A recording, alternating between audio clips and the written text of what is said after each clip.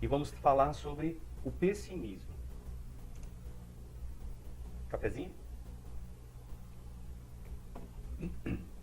Então vamos colocar assim algumas definições, né, nessa introdução para a gente poder tratar desse assunto, lembrando que você pode tirar suas dúvidas aí, participar a qualquer momento, que a nossa sala aqui é interativa. Então, sobre o pessimismo.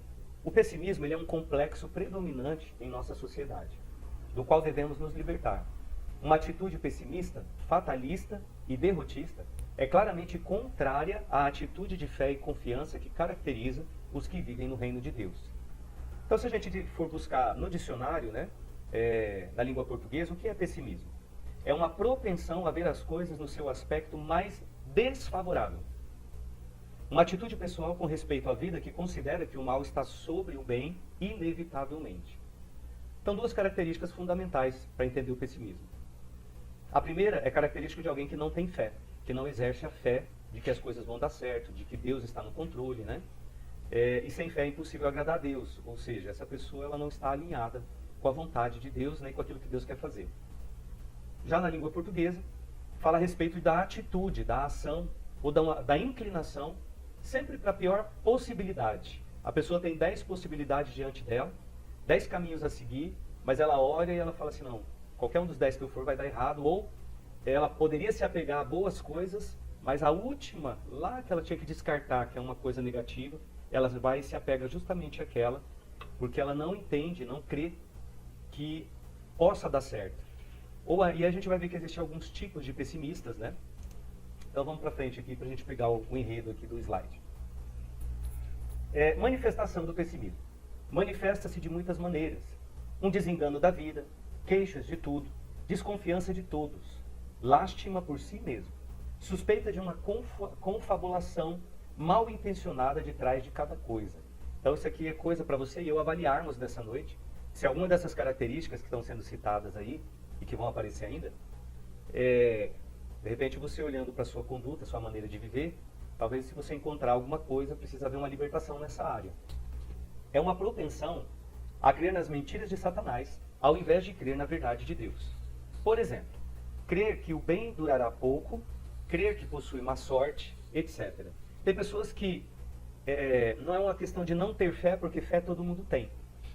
E a Bíblia ela vai dizer exatamente isso, que todos nós recebemos uma porção de fé, uma medida de fé. Então fé a pessoa tem, só que a questão é que ela não usa isso na direção correta. Ela não usa isso na direção de Deus, crendo, né, que o melhor está reservado para ela sim, que as pessoas podem sim avançar, podem ir adiante, podem vencer. Na verdade ela pega essa fé e aponta para o lado negativo, para o lado pessimista, né? De todas as coisas, então ela usa a fé e ela crê. Ela crê, ela tem uma crença, uma maneira de crer.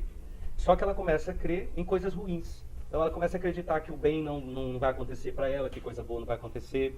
Se alguém chega dizendo, vou fazer uma entrevista de emprego, ela já lança, né, uma palavra de pessimismo, uma palavra negativa, dizendo que não vai dar certo, que, né, lançando algo negativo. Por quê? Porque a boca fala do que está cheio o coração. Ela acredita que ela está condenada nessa terra às piores coisas, que nada dá certo, e às vezes ela fala isso, ela lança isso para outra pessoa, mas em alguns casos ela lança para si mesma. Para mim não vai dar certo, pode ser que dê certo para você, eu não consigo nada, eu não avanço, né? Então o pessimismo, ele é um estado de ânimo contagioso, olha isso, que se apresenta pela ideia fixa de que toda situação é irremediável. Então o pessimismo, ele é contagioso, guarda isso. A pior coisa que você pode fazer é andar ao lado de pessoas pessimistas, né? Ou ter pessoa negativa aí, que tudo ela olha com maus olhos, ainda que sejam coisas boas. Porque isso contagia, né? Você começa a ouvir muito coisas negativas. Esse presidente aí não vai dar em nada, esse governo é só mais um que vai roubar. E daqui a pouco você está falando as mesmas palavras, porque já entrou no coração. Contagioso. É uma mentalidade negativa que não traz nada de construtivo para a vida da comunidade. O pessimista projeta o seu próprio espírito sobre tudo o que vê e sobre todas as situações. Né? Então, tudo que ele vê, toda situação, ele olha com um olhar negativo. Ele lança aquela energia através do pessimismo. O pessimismo projeta o seu próprio... embaixo. O pessimismo não tem uma causa objetiva, mas sim subjetiva. Tem suas raízes no egocentrismo. Daí também é muito importante a gente observar que as pessoas mais pessimistas, elas têm o seu ego, né, em primeiro lugar. Elas estão olhando para a sua maneira, para a sua capacidade. Elas olham para o histórico delas lá atrás, e aí a gente poderia até aqui citar alguns complexos que a pessoa tem e adquire, né, ao longo dos anos, fazendo ela se tornar pessimista acerca de si mesma. Um exemplo, o pai, a mãe, dentro de casa, fala para a criança, olha, você não vai dar em nada, você não vale nada, você é burro, você é isso, você é aquilo, e começa a lançar palavras negativas. E começa a declarar um futuro pessimista para essa criança, dizendo, olha, você não vai dar nada, você não, né, nunca vai ter um bom emprego, você nunca vai ter uma boa casa, você nunca isso, nunca aquilo. Então começa a lançar essa semente no coração da criança. Agora você imagina essa criança, ela começa a tentar alguma coisa durante a sua fase de crescimento, e ela vai tentar fazer alguma coisa e isso dá errado. Aí ela se lembra de toda a bagagem que foi lançada lá atrás, e aí ela olha para si e fala assim, o tempo vai passando e daqui a pouco ela está pensando de si mesma, realmente eu sou burro, realmente eu sou incapaz, eu não posso, e aí vai gerando um complexo de inferioridade, vai gerando aí problemas, né? Quanto à sua autoimagem, a pessoa vai perdendo a autoimagem original que ela tinha, a semelhança do pai, e ela começa agora a absorver uma autoimagem, uma imagem pessoal, baseada naquilo que é influência negativa. Por isso que isso contagia, está ligado ao egocentrismo, ou seja, ela começa a olhar para aquilo que incha, inflama o seu ego, ou para aquilo também que destrói o seu ego. Nos dois sentidos aí tem poder de ativar o pessimismo na vida de alguém, e essa pessoa vai acabar colhendo coisas muito ruins, porque já foi semeada às vezes lá atrás, e ela continua semeando, porque já foi contagiada. É um enfoque subjetivo da vida, o pessimismo. Tudo que se vê é através de si mesmo, daquilo que você pode. Às vezes, o pessimista, ele olha para você que pode todas as coisas em Cristo que fortalece. Quando você diz que vai fazer um projeto novo, ele não olha para você na sua capacidade, ele olha para você na capacidade dele. E ele, sendo pessimista, ele declara que você também não pode. Por isso que a gente tem que evitar, né, certos tipos de pessoas, de companhia. E orar, lógico, interceder para que essas pessoas aí tenham o coração limpo, lavado, né, no sangue de Cristo. Um outro aspecto ainda aí, mais aspectos sobre o pessimismo. Como ter vitória, né, sobre o pessimismo? Talvez você se encontre pessimista hoje, talvez você já se viu pessimista em alguns momentos, porque existem épocas da vida que parece que as coisas realmente começam a dar errado. Mas é apenas um alinhamento e a gente precisa continuar crendo que é Deus, que Deus está trabalhando e que algumas bênçãos, as maiores inclusive, bênçãos que Deus tem preparado, leva tempo para preparar. E esse tempo de preparação, até chegar o tempo de Deus, para poder receber aquela bênção, para essa bênção, esse milagre nos alcançar, até aquele tempo chegar, muita coisa pode parecer que está dando errado, mas é só o tempo de Deus. E uma das coisas que a gente precisa ter claro na nossa mente, no nosso coração, é que Deus tem o tempo dele e o tempo de Deus não é o tempo do homem. A Bíblia retrata duas palavras para falar sobre tempo, né? Toda vez que fala sobre tempo, sobre horas, sobre a contagem de tempo, a palavra de Deus no original ela usa duas expressões. Uma é Cronos, a outra é Kairos. Cronos fala do nosso relógio terrestre, do seu relógio aí, do relógio do seu computador, do seu celular. É a hora terrena, é a hora do homem, né? É a hora, o tempo, a hora contabilizada pelos homens, de forma natural. Então a gente tem noite e dia, tem as lunações, tem as estações do ano, tem os meses, tem as semanas para contar e poder fazer essa contabilização aí do tempo quando ele vai passando. O tempo de Deus, as coisas de Deus não funcionam no Cronos. Deus tem um outro tipo de contagem de tempo, chamado Kairos no original. Então Deus ele trabalha no Kairos. O Kairos de Deus, às vezes para nós aqui, né? Você fica esperando 10 anos para receber uma vitória de uma coisa que você orou e buscou e já tinha até desistido, às vezes já tinha até esquecido, mas Deus não esqueceu, porque Ele estava preparando. E aí no tempo de Deus, no Kairos de Deus, Ele vem e te entrega. A gente vai ver exemplos bíblicos disso. A gente vai ver, por exemplo, o exemplo de Caleb, por exemplo, a história de Caleb, que recebeu uma promessa, né, por volta dos 40 anos de idade, e levou 45 anos, ou seja, ele estava com 85 anos quando ele recebeu a sua bênção. O Kairos de Deus se cumpriu, passou 45 anos no Cronos, tempo do homem. Mas no tempo de Deus, a contabilização aí, a contagem é diferente. E no tempo devido, Deus foi e entregou a vitória. E a Bíblia diz que Caleb, aos 85 anos, tinha o mesmo vigor e a mesma vitalidade que ele tinha aos 40, quando recebeu a promessa. A palavra de Deus também diz lá em Eclesiastes que há tempo para todas as coisas, né? Está caindo aqui. Há tempo para todas as coisas. E há tempo para cada bênção, para cada vitória que Deus tem preparado. Então não desanime, né? Não esmoreça. E não seja pessimista em relação àquilo que Deus tem preparado. Porque no tempo certo, no tempo devido, no kairos de Deus, a tua bênção chega, a tua resposta chega, e Deus encaixa tudo direitinho no seu lugar. Chega o casamento, chega o marido, chega o carro, chega a casa, chega o ministério, chega o chamado, chega a unção, tanto na sua vida natural como na sua vida espiritual. Tudo é o tempo de Deus que governa e que comanda. Amém? Então não fique pessimista porque algumas coisas possa parecer que está demorando. É só o tempo de Deus. Deus está trabalhando na sua vitória. Pode ficar tranquilo. Então a vitória aí, tratando sobre a questão da vitória, né, sobre o pessimismo, a resposta cristã ao pessimismo não é otimismo ou pensamento positivo. Então, quando a gente fala assim, qual que é o antídoto para o pessimismo, biblicamente? Não é ser otimista. Então você não vai deixar de ser pessimista apenas tomando a decisão de ser otimista, dizendo, não, eu tomo uma decisão, a partir de hoje eu não digo mais nada de negativo, de palavras de derrota, mas a partir de hoje eu vou entrar na linha do pensamento positivo. Eu vou ser um otimista e eu vou falar que tudo dá certo, que tudo, né? Isso ajuda, é bom porque a partir do momento que você lança palavras positivas, palavra tem poder, palavra tem efeito, palavras são sementes nas regiões espirituais, que vai produzir um fruto e uma colheita. Mas o antídoto, ele não está no otimismo nem no pensamento positivo, e sim na fé e na confiança em Deus. A fé em Deus, a fé direcionada que Deus está fazendo, que Deus é a seu favor, que sim, Deus vai te dar vitória, que Deus preparou o melhor, que o melhor de Deus está por vir para a sua vida, né? Crer e confiar, usar a fé para gerar todos os dias, ainda que tudo pareça contrário, gerar confiança em Deus de que tudo vai dar certo. No final, é Deus quem dá o resultado, né? Fé é realismo do ponto de vista de Deus. É olhar as coisas como são, realmente não como aparentam ser, como elas são criadas e determinadas por Deus. Aqui eu quero deixar dois textos, né? Se você tiver com a sua Bíblia aí acompanhando ou marcando os textos, nós vamos abrir aqui 2 Coríntios 4, 17 e 18, que vai falar um pouquinho também sobre esse antídoto, aonde Paulo escreve assim: porque a nossa leve e momentânea tribulação produz para nós um peso eterno de glória muito excelente. Então Paulo, ele faz essa declaração assim que, olhando o histórico de Paulo, né, tudo aquilo que ele viveu pelo Evangelho, traz um peso a essas palavras.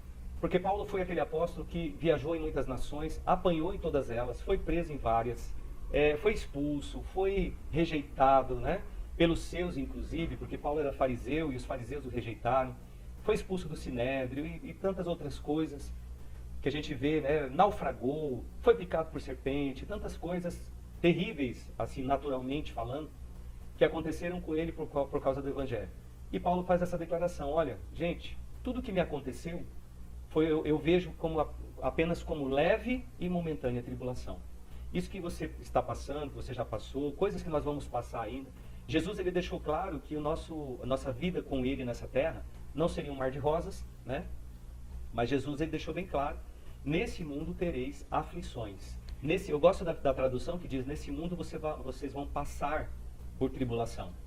Porque passar significa que você não vai viver nela, você não vai permanecer para sempre naquela situação, né, que te deixa atribulado. Mas você vai passar, vai vencer, porque o Senhor vai dar vitória. Então a gente precisa aprender a encarar os momentos que talvez aí despertaria o pessimismo, aprender a olhar pelos olhos da fé, com confiança em Deus, e observar as palavras de Paulo, e lembrar que tudo isso é apenas leve e momentânea tribulação. O autor de Hebreus também, lá no capítulo 11, né, verso 1, o autor de Hebreus, ele vai dar mais uma ideia sobre isso. Eu também quero deixar aqui, se você estiver marcando, marca aí. Que diz assim: ora, a fé é o firme fundamento das coisas que se esperam e a prova das coisas que não se veem. Hebreus capítulo 11 é considerado o capítulo da fé. O capítulo inteiro é voltado a respeito da fé. E aqui logo no início o autor de Hebreus, que ninguém sabe quem ele declara, faz essa declaração, que a fé ela é um fundamento sólido, firme, né, comparável a uma rocha das coisas que são esperadas. Aquilo que você espera que aconteça, a fé é que vai fundamentar a sua esperança até que isso aconteça. E é também a prova das coisas que não se veem. Então, aos olhos da fé, a gente tem que determinar e crer que já existe. Só não chegou nas nossas mãos porque papai está melhorando ainda a bênção ali, a vitória, deixando a vitória mais recheada, né? Para ela ser melhor para nós. Então, a vitória que vence o mundo, né? 1 João 5, 4 a 5, João declara também que a vitória que vence o mundo é a nossa fé.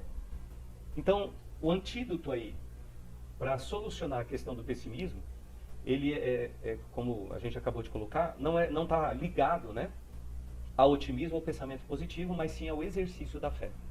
E o exercício de uma fé viva, né? Porque a Bíblia também ensina que a fé sem obras é morta. Então a gente precisa usar a fé que Deus nos deu de maneira viva, com ação. Oração, tem, né, aquela analogia da palavra oração, aonde oração aí, se você dividir no meio, fica ora, mas põe ação. Ora mais ação. E às vezes só orar não é o suficiente, tem que pôr ação. Então, quando você tem alguma meta, algum alvo, algum foco, começa a fazer, a colocar ação no sentido, na direção daquilo que você está buscando, né? Vamos para frente. O cristão pode afirmar sua fé sobre uma base sólida e declarar: eu creio que Cristo tem poder para salvar-me do pecado. O pecado é essencialmente egoísmo, egocentrismo. O pecado também poderia acrescentar aí que ele está sempre ligado à questão do orgulho. Tem um autor muito famoso, Jonathan Edwards, escreveu certa vez que se você pegar qualquer tipo de pecado na vida de qualquer pessoa, qualquer pecado em qualquer área, e raspar a superfície, no miolo, no núcleo, você vai encontrar orgulho. Porque o orgulho, ele é a base de sustentação para todo e qualquer tipo de pecado. Então, para ser salvo do pessimismo, eu devo ser salvo do egocentrismo, liberto de mim mesmo, e eu vou acrescentar aqui, embora eu não lembrei na hora de colocar ali no slide, e liberto do orgulho, né? Tem que quebrar a questão do orgulho também, para poder vencer essa questão do pessimismo. Tem um texto de Salmos aqui também, em Salmos 30, 11 e 12, que eu gostaria de deixar, que ele diz assim, o salmista: tornaste o meu pranto em folguedo, desataste o meu pano de saco, e me cingiste de alegria, para que a minha glória a ti cante louvores, e não se cale. Senhor, meu Deus, eu te louvarei para sempre. Então, sabe o que o salmista escreve ali no Salmo 30? Ele escreve dizendo assim, independente das circunstâncias, dos meus inimigos se levantarem contra mim, independente de qualquer coisa, o Senhor troca a minha tristeza em alegria, o Senhor troca as minhas vestes, o Senhor me prepara, né, e me dá esperança para que eu possa cantar louvores e glorificar o teu nome. Então ele está dizendo assim, independente da situação, da circunstância. Lucas 4, 18, 19, também eu quero deixar esse texto, onde Lucas escreve, né, Dr. Lucas: o Espírito do Senhor está sobre mim, pois que me ungiu para evangelizar os pobres, enviou-me a curar os contritos de coração, a proclamar liberdade aos cativos e restauração da vista aos cegos, a pôr em liberdade os oprimidos e a anunciar o ano aceitável do Senhor. Sabe o que é isso? Lucas está dizendo uma coisa para nós. Ele está dizendo assim, você não foi chamado para ser um pessimista. Jesus não fez o que fez para você viver debaixo de uma prisão, de um cativeiro de pensamentos negativos, nocivos para a sua vida e para o próximo. Na verdade, nós somos considerados, através da palavra, nós somos vistos por Deus como a luz desse mundo, como o sal dessa terra. Né? E nós temos que usar a nossa vida, toda a expressão da nossa vida, e o nosso linguajar, e aquilo que nós dissermos, tem que sair coisa boa. Né? A palavra ensina que não dá para sair da mesma fonte que é a sua boca, o seu coração. Né? O coração é a fonte da vida. Do coração procedem as fontes da vida. De tudo que guardares, guardes o teu coração. É porque é daí que procede as fontes da vida. E quando o coração está cheio de coisas ruins, a boca fala disso. Quando o coração está cheio de coisa boa, a boca fala disso. Porque a Bíblia também diz que a boca fala do que está cheio o coração. Então, Deus, Ele nos levantou nessa terra, nos libertou, nos resgatou do pecado e da morte. E nos deu uma garantia, uma promessa de vida eterna, né?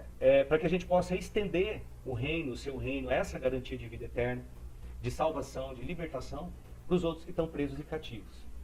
Então, lembre-se que você está nessa terra para fazer a diferença, para estabelecer o reino.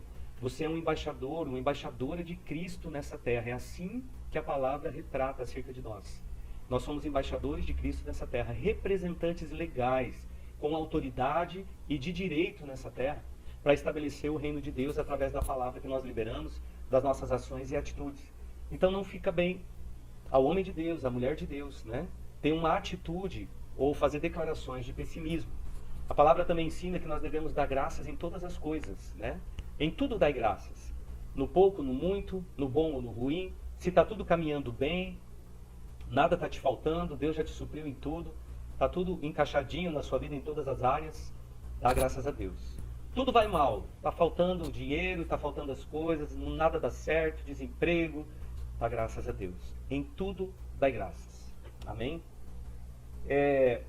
Então assim, ó, duas características aqui da fé. A primeira é que eu creio em Cristo. A segunda é que eu creio que Cristo reina. Reina nesse mundo, reina, né, no universo e reina na minha vida. Que Ele é soberano sobre tudo quanto existe. É criador, sustentador e consumador da vida. Tudo está sob seu domínio. E a gente tem outros textos aqui, que nós vamos fazer a leitura também. Um deles ainda em Salmo.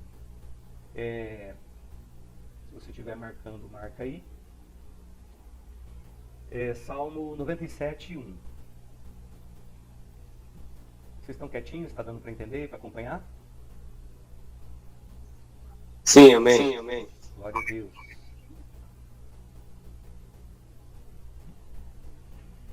Salmo 97, 1. O salmista escreve, né? O Senhor reina. Regozije-se nele a terra. Alegrem-se as muitas ilhas. Então ele está dizendo assim, ó, o Senhor reina. E nós precisamos crer, né? Quando a gente crê verdadeiramente que Cristo reina, que o Senhor reina, sobre tudo, sobre as ilhas, sobre a terra, sobre nós, que Ele está no controle e no governo de tudo, que nada escapa ao seu domínio, né? É Ele quem ajunta os mares com as suas mãos, para o mar não invadir a terra. É Ele quem baixa as marés, é Ele quem aumenta as marés, é Ele quem permite uma folha cair, é Ele quem cuida e sustenta as aves do céu, é Ele quem cuida de nós. É Ele que nos guarda, nos livra, nos supre, né? Quando a gente crê que o Senhor reina, então a gente não dá lugar ao pessimismo no nosso coração. A gente crê, não, é Deus quem reina, Deus é bom, Deus é amor e Ele vai fazer tudo para o meu melhor. Até porque a palavra tem várias, né? São mais de 6.000 promessas aí a nosso respeito, de coisas que são direito nosso por intermédio de Jesus Cristo, porque nós somos co-herdeiros em Cristo Jesus e filhos de Deus. E o Senhor reina, Ele é soberano sobre tudo que existe. E Ele está no controle, cuidando de nós. Quando nós cremos assim, nós acreditamos em tudo aquilo que Ele preparou e cremos que Ele tem reservado para nós um futuro e uma esperança, como a palavra declara a nosso respeito. Outro texto também aqui é de Colossenses capítulo 1, no verso 16 e 17, aonde Paulo escreve: porque nele foram criadas todas as coisas que há nos céus e na terra, visíveis e invisíveis, sejam tronos, sejam dominações, sejam principados, sejam potestades. Tudo foi criado por Ele e para Ele. E Ele é antes de todas as coisas, e todas as coisas subsistem por Ele. Então Jesus, o Cristo, Ele é o Filho de Deus, mas Ele também é o Verbo de Deus. Ele é o haja na boca de Deus. Quando Deus faz a criação lá no início, né, na Gênesis, quando Deus libera o haja terra, haja dia, haja noite, haja firmamento, haja estrelas, haja toda espécie de vegetação, de animais do campo. Quando Deus vai liberando haja, e passa a existir, o haja, né, do verbo haver, é o verbo de Deus. É o próprio Jesus, né, no meio da criação. E a palavra vai dizer, não só em Colossenses, mas em outros textos, que nada do que foi feito sem Ele foi feito, né? Tudo que se fez através de Jesus. Ele participou de tudo desde a fundação do mundo. Ele é o alfa e o ômega, o princípio e o fim. E nós precisamos entender e crer, né? Usar a nossa fé, entendendo que é Ele quem é o Criador, o sustentador e o consumador da nossa vida. O autor de Hebreus ele vai fazer uma declaração também nesse sentido, dando assim um complemento, né, sobre esse assunto ainda, lá em Hebreus 1, no verso 2 e 3, onde o autor de Hebreus escreve: a quem constituiu o herdeiro de tudo, por quem fez também o mundo, o qual, sendo o resplendor da sua glória e a expressa imagem da sua pessoa, e sustentando todas as coisas pela palavra do seu poder, havendo feito por si mesmo a purificação dos nossos pecados, assentou-se à destra da majestade nas alturas. Então o autor de Hebreus fala sobre a obra de Cristo, tudo aquilo que ele fez por nós. Então eu quero te lembrar, ele morreu por você, ele abriu mão da sua glória, ele se destituiu de todo o poder, de toda a glória, de toda a majestade para vir nessa terra como homem, se oferecer em sacrifício, vergonhoso inclusive, né? Porque ele foi morto no madeiro, e o madeiro, na sua época, na época do seu sacrifício, o madeiro era considerado a forma mais vergonhosa de alguém morrer, né? Morreu nu, despido, passou tudo que passou, abriu mão de tudo que ele tinha direito, que ele já estava na glória, já estava ali diante do Pai, mas ele abriu mão de tudo isso para morrer por você e por mim. Então, quando alguém não crê, usando a sua fé e apontando para aquilo que o Senhor fez e faz, essa pessoa acaba se tornando um pessimista. E Apocalipse, né, para fechar esse slide, também vai fazer uma declaração através de João. Quando João escreve Apocalipse 19, lá no verso 6, João coloca assim, ó: e ouvi como que a voz de uma grande multidão, e como que a voz de muitas águas, e como que a voz de grandes trovões, que dizia: aleluia, pois já o Senhor Deus Todo-Poderoso reina. Então o Senhor reina na minha vida e na sua. Não há por que se desesperar, não há por que andar angustiado. Não, a palavra inclusive diz para nós não andarmos ansiosos, né? Não andeis ansiosos por coisa alguma, porque o Senhor conhece a sua necessidade, e Ele dá de comer, Ele dá de vestir a todos os seus filhos, cuida dos lírios do campo, vestindo com vestes que nem Salomão vestiu igual, cuida das aves do céu, dando sustento, né? Então creia, Ele está no controle, Ele reina, e no final é Ele quem assina a sua vitória. Graças a Deus, em nome de Jesus. Então vamos lá, vamos para frente. Creia também que Deus te ama, né? Eu preciso crer para vencer o pessimismo. É necessário crer que Deus te ama e ama todos os homens. Aquele que sabe que Deus ama, não pode ser pessimista, não tem como. A palavra diz que o amor de Deus, o perfeito amor, ele lança fora o medo das coisas darem errado, o medo de rejeição, o medo de fracassar, o medo de falir, o medo de ser abandonado, todos os medos que você possa pensar, né? Primeira carta de João 4,18 diz assim, ó: o perfeito amor lança fora o medo, né? Então, quando o amor de Deus, amor perfeito, amor incondicional, amor que não está olhando se você é pecador, não está olhando, né, não olhou para a humanidade, para os seus pecados, não olhou para a humanidade, para as suas falhas, para a sua carnalidade, para nada disso. Mas Deus simplesmente exerceu e exerce o seu amor incondicional a toda criatura que Ele colocou sobre a terra. E mais ainda ao homem, porque Ele colocou algo de especial, né? Nos fez um pouco menor do que os anjos, né? Nos encheu de glória e de honra e nos colocou tudo debaixo do nosso domínio, do nosso controle, daquilo que Ele criou. Então Deus é um amor tão grande que é até difícil para nós seres humanos compreender a dimensão do seu amor. E esse amor é o que vai fazer a diferença, porque justamente porque Ele nos ama, Ele cuida de cada um de nós. Lá em Romanos também, 8, 35 ao 39, né? Se você estiver acompanhando aí, Paulo escreve assim: quem nos separará do amor de Cristo? A tribulação? Ou a angústia? Ou a perseguição? Ou a fome? Ou a nudez? Ou o perigo? Ou a espada? Como está escrito: por amor de ti, somos entregues à morte todo dia. Somos reputados como ovelhas para o matadouro. Mas em todas essas coisas somos mais do que vencedores, por aquele que nos amou.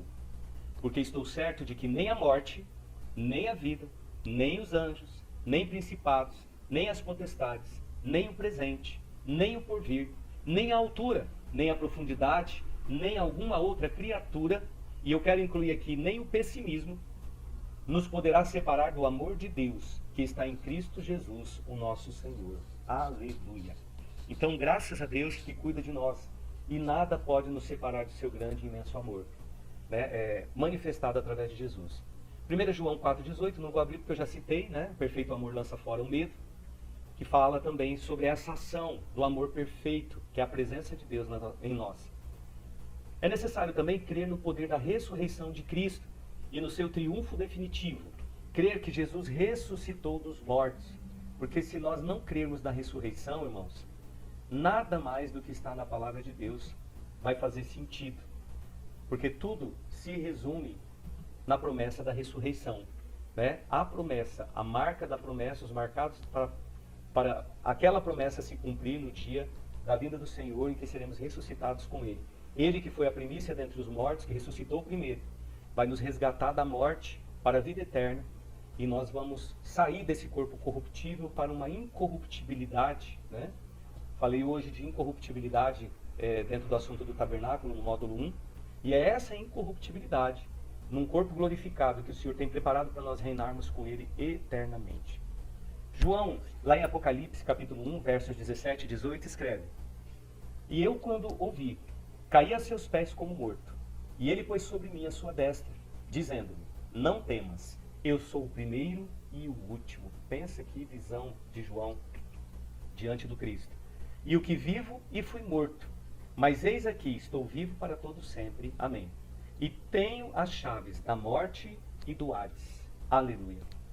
Então olha aqui, é necessário crer no poder da ressurreição, porque daí nem a morte vai gerar pessimismo, desânimo, abatimento ou desencorajamento no teu coração. Porque nós cremos e sabemos que Ele ressuscitou e que Ele vai nos ressuscitar. A sua vitória, ela é a nossa vitória.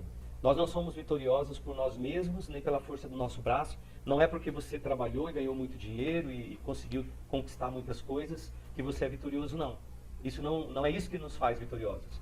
Nós somos vitoriosos porque Cristo obteve vitória sobre este mundo, sobre principados e potestades.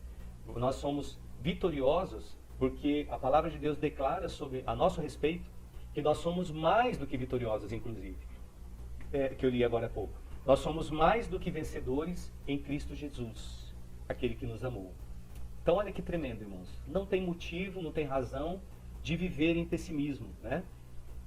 De andar cabisbaixo, de andar se sentindo fracassado, impotente ou incapaz de fazer aquilo que você sonha fazer. O caminho do justo é cada vez melhor. Olha isso. Toda a promessa de bênção, a palavra de Deus retrata apontando para o justo. O justo recebe o que é melhor e o ímpio recebe o que é pior. O justo recebe salvação, galardão, recompensa. O ímpio recebe também recompensa, só que é juízo. Então nós precisamos nos buscar sermos mais semelhantes a Cristo cada dia mais, para que nós possamos ser justificados diante do Pai. Provérbios 4,18 diz assim: Mas a vereda dos justos é como a luz da aurora, que vai brilhando mais e mais até ser dia perfeito. Então a vereda, entenda a vereda aí como um meio-fio de uma rua, de uma estrada.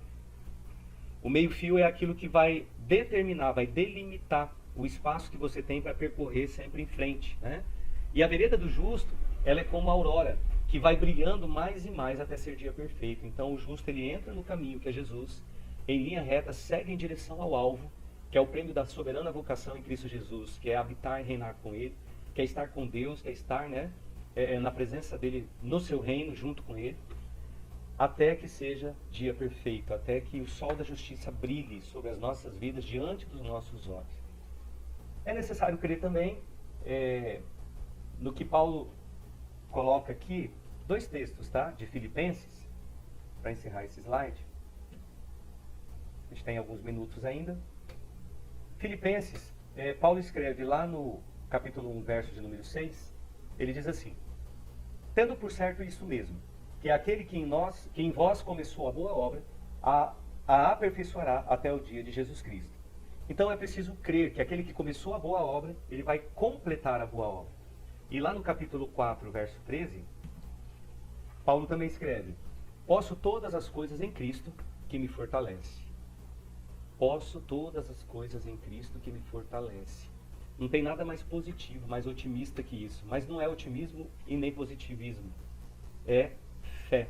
É crer, é acreditar, é ter convicção, né, que Jesus venceu e nós vamos vencer. E o próprio Jesus que disse, né, tem de bom ânimo, eu venci o mundo. E ele não deu uma promessa, isso não é uma promessa que você vai vencer. Ele não disse porque eu venci, vocês vão vencer. Mas ele disse, olha, eu venci, é possível vencer. Se você se esforçar, você consegue também. Outro ponto, já partindo ali para os finalmente, né, do assunto. Outro aspecto é crer que Deus, é necessário crermos que Deus tem um plano e um propósito para as nossas vidas. E que Ele intervém ativamente em todas as coisas pelo bem dos seus. É entender, irmãos, que nós não estamos nessa terra por acaso. A gente não está aqui de passagem, não está aqui só para sofrer. Como pessimista, né? A gente ouve pessoas pessimistas, estou aqui só para sofrer, isso aqui já é o inferno, e fala tantas declarações negativas, e aí fica mais para baixo e coloca todo mundo à sua volta para baixo. Nada disso. Nós estamos aqui porque nós fazemos, você e eu fazemos parte de um projeto maior, de um plano de salvação maior para todos os homens. E há um propósito na minha vida, na sua vida, há um chamado. Deus, Ele quer a aproximação de todos os seus filhos, Ele quer relacionamento com toda a sua criação, para que Ele possa liberar aquilo que Ele tem de melhor. Jesus Cristo, Ele veio a essa terra como modelo de homem perfeito, como modelo de ser humano perfeito, completo. E é Ele o modelo para as nossas vidas. É buscar nos tornarmos parecidos com Ele, conhecê-lo cada dia mais através das Escrituras, do relacionamento, da oração, para poder chegar, né, como Paulo declara, eu li isso hoje já também, quem sabe um dia chegarmos à medida da estatura de varão perfeito e equiparar a Jesus Cristo, nos igualarmos a Ele, porque esse é o propósito maior de Deus, que todos os homens, todas as pessoas tenham acesso à salvação, sejam libertos de todas as prisões, cativeiros, mentiras do diabo que entram na mente, que entram no coração, fazendo a pessoa se sentir, lançando um sentimento de fracasso, de desânimo, de derrota, se sentindo perdedor. Não. Nós precisamos crer que existe um projeto maior, existe uma missão na vida de cada um. E que nós vamos, e entendendo que nós vamos prestar conta dessa missão quando nos depararmos face a face com o Pai, naquele dia, no dia do trono branco, onde todos, vivos e mortos, estarão diante dele, né, recebendo a sua recompensa. Recompensa de vida eterna, o seu galardão, ou recompensa através de juízo, fogo eterno. Então a gente precisa viver cada dia por causa daquele dia, né? Tem uma canção que declara isso, de um amigo nosso: quero viver os meus dias por causa daquele dia, o dia que estiver diante dele, para ouvir da boca dele, servo bom e fiel, entra no gozo do meu reino, né, da eternidade. Mateus 10, 29, do 10, 29 ao 31. Mateus 10, 29 ao 31.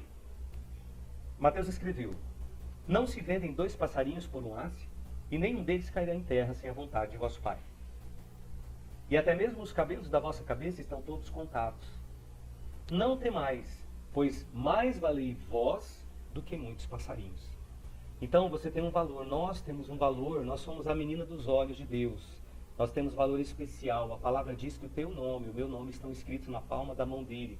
Ainda que uma mãe, em todo o seu cuidado, em todo o seu amor, possa se esquecer dos seus filhos, eu jamais me esquecerei de ti, diz o Senhor, porque o teu nome está escrito na palma das minhas mãos. Cada vez que Deus estende a mão para abençoar alguém, abençoar a terra, Ele lê o seu nome está lá. Então, creia, não se desanime, não, né, abaixe assim o seu semblante, não deixe descair o seu semblante por causa de pessimismo, porque Deus está no controle e no governo de tudo. Ele tem cuidado e acredite, Ele preparou o melhor. Comereis o bem dessa terra, é promessa dele para os seus filhos. Romanos 8, 28, Paulo também escreveu: e sabemos que todas as coisas contribuem juntamente para o bem daqueles que amam a Deus, daqueles que são chamados segundo o seu propósito. Todas as coisas cooperam, contribuem juntamente, tudo. os momentos de tristeza, os momentos de alegria, os momentos de fartura, os momentos de escassez, todas as coisas juntamente, cooperam para o bem daqueles que amam a Deus. Então, quando você passa momentos difíceis, é uma peça do quebra-cabeça que Deus está montando, daquilo que Ele vai fazer de maior. Né? Tudo de melhor Ele preparou para aqueles que são chamados segundo o seu propósito. Então, busque o segredo do coração de Deus a teu respeito. Busque em oração, Senhor, o que o Senhor tem para mim? Qual que é o propósito específico meu com o Senhor? O que o Senhor tem para mim nessa terra? Porque o que Deus tem comigo, irmão, é diferente do que tem com você. Então, da maneira como eu busco a meu respeito para entender a vontade de Deus e entrar em alinhamento com ela, sabendo que a vontade de Deus é perfeita, da mesma forma, busque o segredo do coração do Pai, revelação, conhecimento, entendimento, peça ao Espírito Santo, me ajuda a ter um esclarecimento, a enxergar, a conseguir saber o que Deus quer de mim, qual é a missão, qual é o propósito, porque Deus tem um propósito na vida de cada um. Deus tem poder para mudar todas as coisas. Toda situação pode ser mudada, transformada e preparada por Ele. Nenhuma situação é estática ou irremediável, até que Ele o determine assim. Deus responde a oração? Sim, creia que Deus responde, Deus ouve a sua oração. Às vezes pode parecer que Deus está mudo, que Deus não está respondendo. E o ser humano, tomado por ansiedade e às vezes pelo pessimismo, ele entra numa crise por conta da questão do tempo que eu citei aqui. Porque nós estamos sempre, nós vivemos no Cronos, vou relembrar essas duas palavras aqui, que é o tempo na Terra, tempo terreno, mas Deus ele está operando no Kairos, que é a cronologia do reino de Deus. Porque lá a coisa funciona de eternidade em eternidade, não é dia a dia, não é semana em semana, não é de hora em hora, né? Mas o tempo de Deus é perfeito, creia que o tempo de Deus é perfeito. Aqui a gente tem a questão da oração. Tem até uma música do Voz da Verdade, que ela fala: há momentos que Deus se cala. E a impressão que a gente pode ter em alguns momentos é essa: que Deus se calou e não está respondendo, que Deus se calou, se retirou e não está ouvindo. Mas creia, Deus está ouvindo, toda a oração está chegando diante dele, e ele está tudo anotadinho diante dele, e no tempo certo a resposta vem. Temos visto isso tantas vezes, que não devemos desconfiar mais. Então vamos ver o que João fala aqui, no capítulo 14. Lembrando que é importante você anotar esses textos, e se surgir alguma dúvida aí também, a gente pode falar a respeito aqui, pode interromper, não tem problema não. João 14, nos versos 13 e 14, escreveu assim: e tudo quanto pedirdes em meu nome, eu farei, para que o Pai seja glorificado no Filho. E no 14 ele vai complementar dizendo assim, se pedirdes alguma coisa em meu nome, no nome de Jesus, eu farei. Então é promessa para as nossas vidas. Ou seja, toda a oração está sendo registrada e no tempo devido a resposta vem. Creia. Creia, porque Deus é fiel em cumprir tudo aquilo que Ele estabeleceu, tudo aquilo que foi escrito por inspiração divina, através de homens mais mentoriados, inspirados no Espírito de Deus. Romanos 8, 26, 27 também Paulo escreve: e da mesma maneira também o Espírito ajuda as nossas fraquezas, porque não sabemos o que havemos de pedir como convém. Olha o que a Bíblia diz, que nós não sabemos orar. Eu não sei orar. Mas pastor, você é pastor. Eu sou pastor, mas eu não sei orar, a Bíblia está dizendo. Não sabemos pedir como convém, mas o mesmo Espírito, glória a Deus, glória a Jesus que nos enviou o Consolador. O mesmo Espírito, o Espírito Santo, que nos ajuda nas nossas fraquezas, que nos ajuda a vencer o pessimismo e tantas outras coisas, intercede por nós com gemidos inexprimíveis. Sabe o que está dizendo aqui? Que você e eu pedimos, fazemos os nossos pedidos de maneira errada, muitas vezes de maneira egoísta, egocêntrica, cheios de si mesmo. E isso não convém, não é a maneira conveniente, não é a maneira agradável a Deus. Porque muitas vezes a gente bate no peito e fala: Pai, eu quero me dar e pronto. Mas na verdade, a maneira correta aí é a gente se achegar ao Pai em humilhação, entendendo que não é porque nós pedimos que Ele faz, mas sim porque Ele nos ama. E na verdade a gente sempre deveria chegar, se esvaziando de si mesmo e exaltando a grandeza dele, para depois então apresentar as nossas necessidades, as nossas petições. Então, Paulo escreve assim, olha, que o mesmo Espírito que nos ajuda nas fraquezas, que nos ajuda a vencer o pessimismo, que é o assunto dessa noite, ele também intercede por nós com gemidos inexprimíveis. Sabe o que é isso? Você pede rindo e ele vai lá e chora com gemidos inexprimíveis, com ranger de dentes, com choro, com humilhação. Ele pega o seu pedido e apresenta diante do Pai para que seja atendido. E no verso 27 Paulo escreve: aquele que examina os corações sabe qual é a intenção do Espírito Santo. É Espírito, está escrito Espírito aqui, mas é com E maiúsculo. E é ele que, segundo Deus, intercede pelos santos. Então olha isso, nós temos um intercessor, um consolador, que ele faz a intermediação, levando as nossas orações ao Pai, para garantir que elas sejam atendidas. Então elas não são atendidas porque você está pedindo, elas são atendidas porque você está pedindo, mas porque elas estão sendo interpretadas na linguagem que o Pai responde. Amém? Eu vou ler um último texto, e o nosso horário já deu o sinal aqui de encerramento. Eu acredito que vocês estão acompanhando, porque está todo mundo muito quietinho hoje. Efésios 3:20, o último texto de hoje, para vencer essa questão do pessimismo, e mesmo que você não sofra, né, desse mal, mas lembrando aí que em alguns momentos o pessimismo pode querer abater, né, o coração, e aí você vai se lembrar dessa noite, dessa aula. Lembrando que todas as nossas aulas estão ficando gravadas lá no canal da igreja, no YouTube, né, que é a Igreja Nações de Deus CG. Se você não se inscreveu, se inscreve lá, porque tudo que a gente compartilha, posta lá, você vai receber uma notificação, um aviso para estar acompanhando. Efésios 3:20 diz assim: ora, aquele que é poderoso para fazer tudo muito mais abundantemente, além daquilo que pedimos ou pensamos, segundo o poder que em nós opera. Então ele está falando assim, ó, creia que Deus tem um plano. Creia e saiba que Ele é poderoso para fazer muito, olha isso, para fazer tudo, vou fazer assim, ó, como se fosse uma escadinha, imagina, para fazer tudo muito mais abundante, além daquilo que você pediu ou pensou um dia. Ele quer fazer muito além daquilo que você sonha. Você está sonhando com um negocinho, Ele está querendo te dar uma empresa grande. Você está sonhando com um carrinho usado lá, estouradinho, Ele quer te dar um carro novo. Você está sonhando com um ministério para ganhar uma alma, outra, Ele está querendo te dar milhões e milhões de almas. Ele está querendo fazer de você pai de nações, você mãe de nações, mãe e pai espirituais daí, através do ministério, te dar bens nessa terra, te levar em todos os lugares, te levar para viajar, conhecer o mundo inteiro, pregando e anunciando o reino de Deus. Então não seja pessimista, não pense pequeno, porque o Deus que você serve é muito grande. E ele diz assim: assim como os céus são mais altos do que a terra, assim também são os meus pensamentos a vosso respeito, para te dar o fim que você deseja. Amém? Que Deus te abençoe e te dê uma boa